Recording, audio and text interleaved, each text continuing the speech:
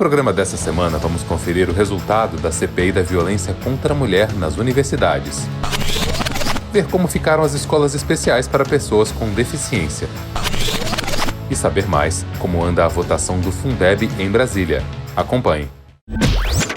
Na semana passada, a professora Bebel, presidenta da APEUESP, concluiu sua participação na comissão parlamentar que apura as denúncias sobre violência sexual praticadas contra estudantes universitárias no estado de São Paulo. Veja alguns trechos do seu voto final. Dentre todos os temas, a gente debate. Essa questão da mulher hoje, com tanta coisa acontecendo, o racismo estrutural, o machismo estrutural. Me sinto honrada também de ter tido oportunidade e contato com pessoas tão valiosas, reitores, enfim, coordenadores, pessoas que se dedicam à causa, contra a violência das mulheres. A violência das mulheres de forma injusta que a gente vem há tempo, lutando.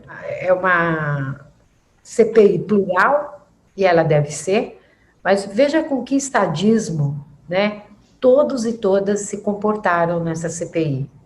A primeira que eu participei, eu não preciso dizer de que forma eu saí, mas esta CPI, eu saí fortalecida dela. Cada documento eu guardei, porque era ilustrativo para as discussões que eu vou fazer fora da CPI. Os casos de violência sexual contra a mulher também estão presentes nas escolas estaduais e preocupam muito professoras e alunas. A direção da APEUESP sempre deu uma atenção especial a esse assunto, como mostra essa reportagem de fevereiro de 2019. A violência contra a mulher deve ser combatida em todos os níveis. A APEUESP, entidade cuja base é formada em sua grande maioria por mulheres, está engajada nessa luta há muito tempo, denunciando o machismo estrutural na sociedade, defendendo igualdade de direitos e posicionando-se frontalmente contra qualquer forma de violência. A misoginia chega ao cúmulo de matam as pessoas. Os maiores números de assassinatos têm-se não como justificativa a misoginia. No Brasil, quase 90% das crianças com deficiência estão matriculadas em escolas regulares, mas esse direito pode estar ameaçado. Um decreto assinado pelo presidente Jair Bolsonaro institui a chamada Política de Educação Especial, que tira a obrigatoriedade da escola comum de realizar matrícula de estudantes com deficiência e cria escolas especiais para eles. Especialistas avaliam a proposta como um retrocesso. E esse também foi o entendimento do ministro do Supremo Dias Toffoli, que suspendeu o decreto, alegando que ele fragiliza a inclusão. Para o ministro, houve desrespeito à Convenção Internacional sobre os Direitos das Pessoas com Deficiência.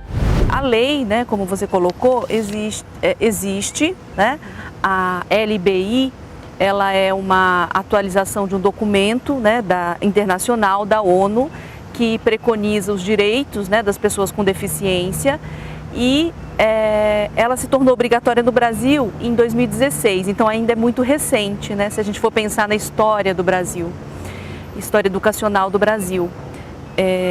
Então, a garantia da inclusão dos alunos com deficiência, ela é inquestionável, Então, a pessoa, independente de estar na escola particular ou pública, ela tem que ter a sua vaga garantida.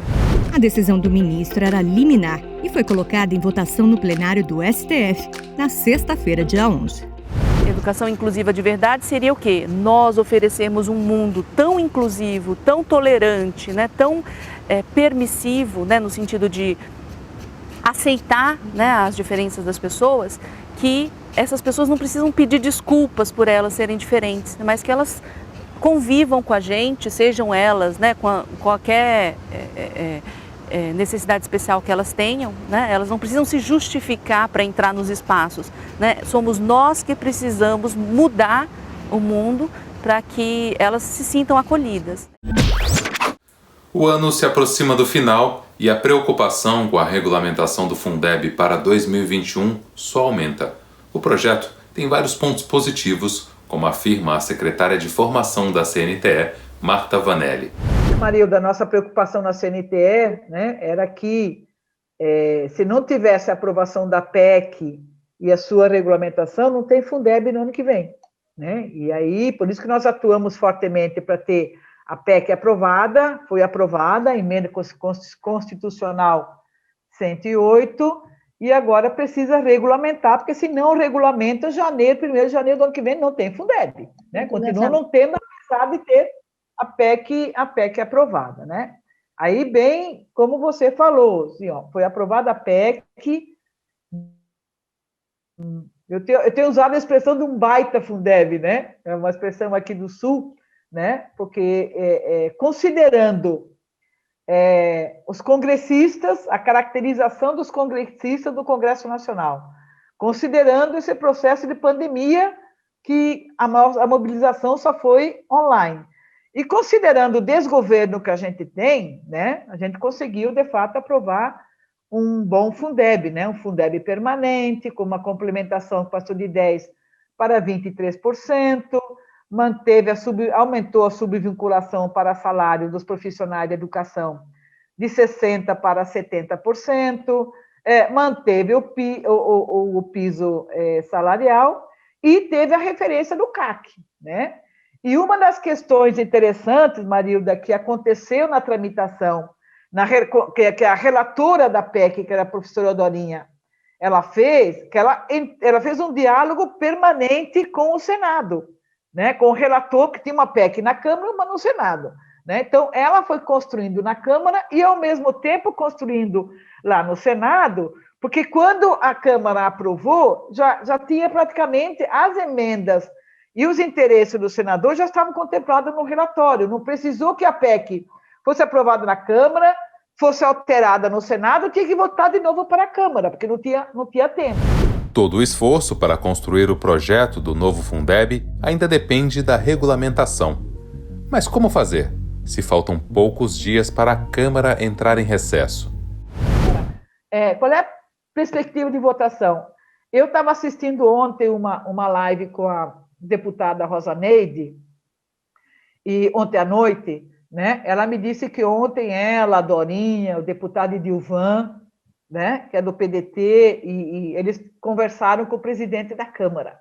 Tá? E aí, preocupados com essa tramitação, né, e como tem disputa entre o governo Bolsonaro com o Centrão, que é Rodrigo Maia, né, e com a preocupação que pode vir uma medida provisória, então eles estão dialogando na possibilidade, entendeu? Na possibilidade de retirar várias coisas, entendeu? Desta relatório, entendeu? De regulamentação.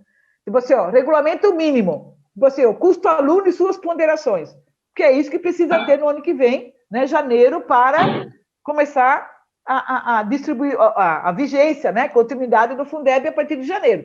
Tem que ter um custo aluno, tem que ter as ponderações por nível, modalidade e tipo de escola. Tá? E os outros temas vai debatendo durante o ano para aprofundar um pouco mais. Com essa possibilidade dessa costura na Câmara, né, dos deputados, já que o relatório é muito polêmico, tá? Ele é muito polêmico, tem muitos temas a serem aprofundados, né, na sua regulamentação, não tem tempo hábil de debate, então vamos tirar esses temas do relatório, aprovamos o mínimo para poder aprovar o Fundeb, para evitar, entendeu, uma medida provisória. Porque se não aprovar a regulamentação, o mínimo da regulamentação, especialmente o custo aluno e suas ponderações, entendeu? O MEC, né, aí pode pedir para o presidente Bolsonaro editar a medida provisória, entendeu? Aí pode ser muito pior, entendeu? Desse projeto de lei que está aí. Na quinta-feira, dia 10 de dezembro, o Fundeb foi votado com alterações que desviam recursos da escola pública. Você vai saber de mais detalhes no próximo programa. O nosso programa fica por aqui. Você pode revê-lo nas nossas redes sociais ou no portal da APUESP. Até a próxima semana.